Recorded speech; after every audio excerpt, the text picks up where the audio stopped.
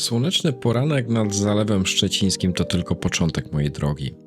Ruszam dziś dalej na północ, na bałtyckie wyspy Wolin i Uznam, do krainy wikingów, dzikiej przyrody i wspomnień po nazistowskich rakietach V2. Wyspa Uznam to miejsce, gdzie natura i historia splatają się w niezwykły sposób. Z jednej strony malownicze krajobrazy, dzikie bałtyckie plaże i spokojne lasy, z drugiej ślady przeszłości, które wciąż tu trwają. Bunkry, tajne instalacje i ruiny po ogromnym kompleksie doświadczalnym rakiet V2. Zapraszam Was na tę wspólną podróż. Pięknie tutaj, trudno mi w ogóle sobie wyobrazić piękniejszy poranek. Jestem przy Zalewie Szczecińskim i stąd formalnie rozpoczynamy naszą dzisiejszą wycieczkę. Kieruję się teraz na wyspę Wolin i centrum wikingów, a później już Świnoujście, tunel, no i dalej na Peenemünde.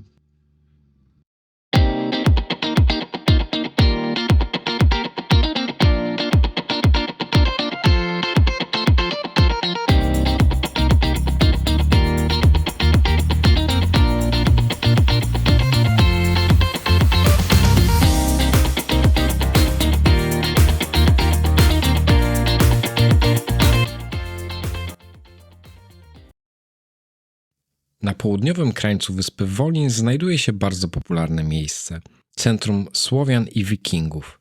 To żywy skansen, który przenosi nas 1000 lat wstecz, do czasów, gdy Wolin był jednym z najważniejszych portów handlowych nad Bałtykiem.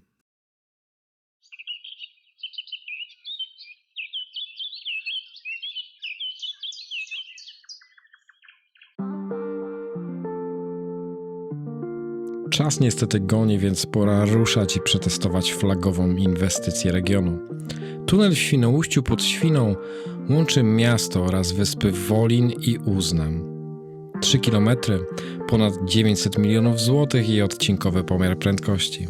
Lepiej uważajcie tam na siebie.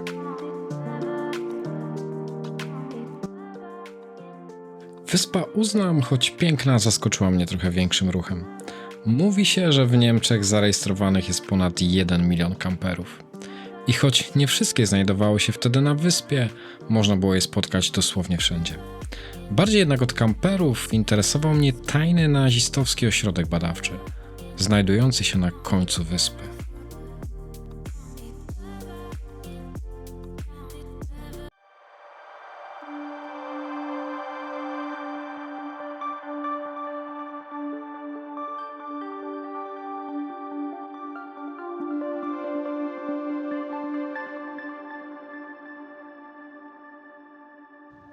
A więc tutaj, nad brzegiem Bałtyku, w tajnym ośrodku na wyspie Uznam, naziści projektowali rakiety V1 i V2.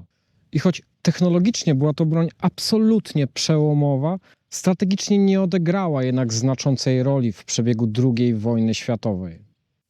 Zakłady doświadczalne Peenemünde były na przełomie lat 30. i 40. największym centrum zbrojeniowym w Europie. Na powierzchni aż 25 km² pracowało jednocześnie nawet 12 000 osób. W ogromnej mierze byli to robotnicy przymusowi. Praca w ośrodku koncentrowała się nad stworzeniem Wunderwaffe, cudownej broni, która miała dla nazistów odwrócić los II wojny światowej. Jak to więc się stało, że cudowna broń Adolfa Hitlera nie odmieniła losów II wojny światowej? Pierwsze dane wywiadowcze o Peenemünde były dla Brytyjczyków opowieścią rodem science fiction. Nikt nie mógł bowiem uwierzyć w cudowną broń i jej techniczne możliwości.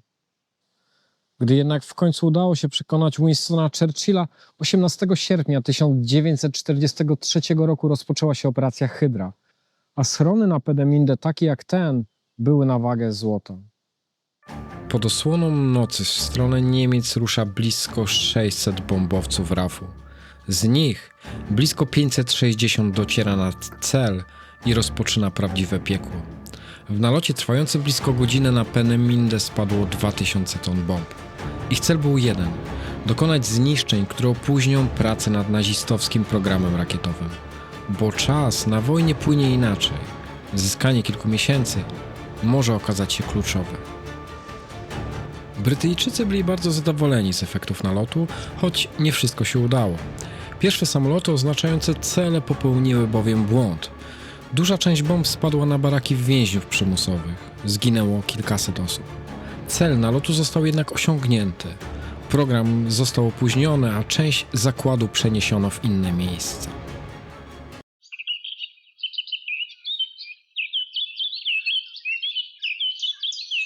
Daleko od zakładów produkcyjnych Peenemünde znajdowały się hamownie i platformy startowe rakiet. Dziś dostęp do tych miejsc jest niestety ograniczony. Natomiast to w tych lasach nad brzegiem Bałtyku narodził się czas rakiet balistycznych, ponaddźwiękowych. Początek ery późniejszej technologii kosmicznej i militarnej, zarówno dla USA, jak i ZSRR. Niestety, jak pokazuje historia, bardzo cienka jest granica między postępem technologicznym, a jego wykorzystaniem do niszczenia. Chciałem pokazać Wam jeszcze jedną ciekawostkę kompleksu Peenemünde, tym razem na przykładzie sprzętu sowieckiego, który również się tutaj znajduje. No bo jak zaatakować bombą atomową zgniły Zachód, kiedy nie ma się odpowiednich bombowców strategicznych? Można użyć łodzi podwodnej i umieścić na nie prymitywne sowieckie wyrzutnie rakiet. Wyrzutnie rakiet umieszczane na okrętach podwodnych były marzeniem i pomysłem Nikity Chruszczowa. Nie muszę chyba wspomnieć, że jak na tamte możliwości technologiczne Związku Radzieckiego, pomysł okazał się realizacyjnym koszmarem. Rakiety wystrzeliwane z okrętów były niezwykle nieprecyzyjne. Potrafiły mijać cel o wiele kilometrów. Sam okręt do odpalenia rakiety musiał się również całkowicie wynurzyć, co tworzyło z niego łatwy cel. Najbardziej niebezpiecznym było jednak ciekłe paliwo, którym rakiety były zasilane. Każda nieszczelność groziła katastrofą i takie sytuacje się zdarzały. Chruszczow oczywiście na to nie zważał i łącznie wyprodukowano aż 6 takich okrętów. Dzień się powoli kończy. Ja również powoli będę kończył dzisiejsze zwiedzanie, historyczne przynajmniej zwiedzanie Peenemünde i wyspy Uznam. I muszę się przyznać, że na tym wyjeździe będzie coś nietypowego dla mnie. Mianowicie mam ze sobą namiot. No, muszę przyznać, że nie spałem w namiocie jakieś 15 lat. Nie pamiętam, kiedy byłem na polu namiotowym, czy byłem w ogóle w życiu, więc możecie się śmiać, ale jadę zobaczyć pierwsze pole namiotowe. Także jestem dość podekscytowany.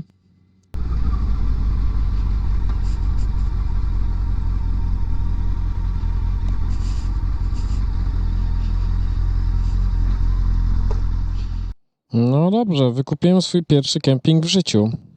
A już na pewno taki duży kemping. No cóż, tego się obawiałem, ale... dobra, muszę dojechać tutaj. No okej, dobrze. Skomplikowana droga, mam nadzieję, że trafię.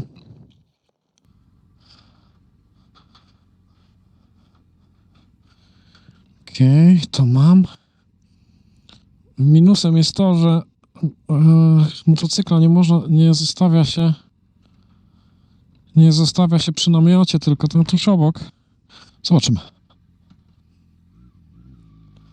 Dobra, do końca w prawo. Matko i córko, ile tu jest ludzi. Oni tu żyją chyba. What?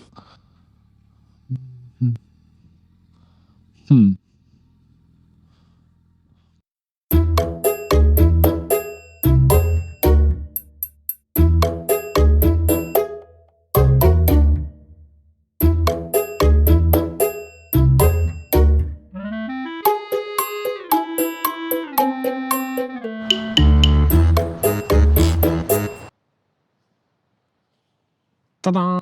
Oto moje małe obozowisko. Tak, wiem, skromne, ale i tak się ekscytuję tą moją pierwszą nocą pod namiotem. Mam matę samopompującą. Zamówiłem ją z Decathlonu przez internet. Niestety nie wiedziałem, że jest tak ogromna. Mam nadzieję, że chociaż będzie wygodna. Mam śpiwór. Mam jetboila, liofilizaty, tak więc z głodu nie umrę. Natomiast chciałem wam coś pokazać. Chodźcie ze mną.